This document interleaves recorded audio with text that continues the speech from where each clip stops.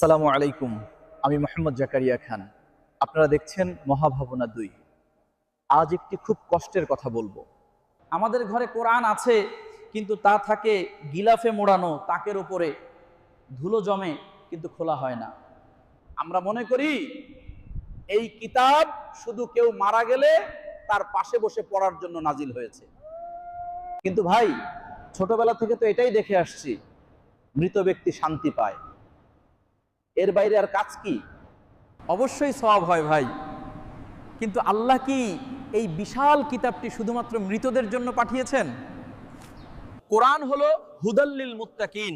এটি জীবিত মানুষের জন্য একটি ইউজার ম্যানুয়াল বা জীবন পরিচালনার গাইড বুক। যেমন টিভি বা ফ্রিজ কিনলে ম্যানুয়াল থাকে, তেমনি দুনিয়ায় চলার জন্য আল্লাহ ম্যানুয়াল হিসেবে কোরআন দিয়েছেন। জীবন পরিচালনার গাইড মানে আমার দৈনন্দিন জীবনের হাঁটা চলা নিয়েও কি কোরআনে কিছু বলা আছে? অবশ্যই আছে। আপনি অবাক হবেন, আপনার জীবনের এমন কোনো দিক নেই যা নিয়ে কোরআন কথা বলেনি। আপনি কিভাবে হাঁটবেন? আল্লাহ সূরা লোকমানে বলেছেন, পৃথিবীতে দম্ভ ভরে পদাচারণা করো না, নম্রভাবে চলুন। কথা বলবেন কিভাবে? কোরআন বলছে তোমার কণ্ঠস্বর নিচু করো। কর্কশ ভাষায় কথা বলতে আল্লাহ নিষেধ করেছেন। কি খাবেন?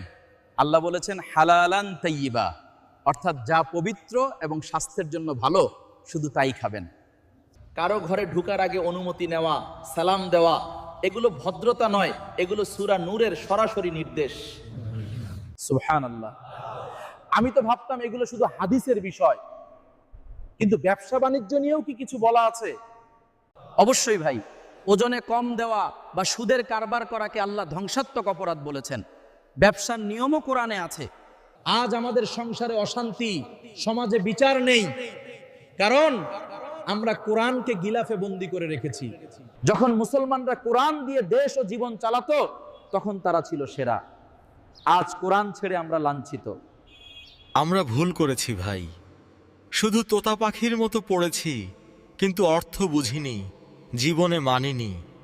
এখনো সময় আছে। কোরআন শুধু মৃতদের বক্সানোর জন্য নয়, এটি আপনাকে জীবিত অবস্থায় পথ দেখানোর জন্য। তাই অনুরোধ, আজ থেকেই কোরআন অর্থসহ পড়ুন। আল্লাহ আপনার সাথে কি কথা বলছেন তা জানুন। মনে রাখবেন, কবরে যাওয়ার পর কোরআন আমল করার সুযোগ নেই। যা করার এই জীবিত অবস্থাতেই করতে হবে। কোরআন আপনার বন্ধু, আপনার গাইড, আপনার সংবিধান। একে বুকে ধারণ করুন, জীবনে বাস্তবায়ন করুন।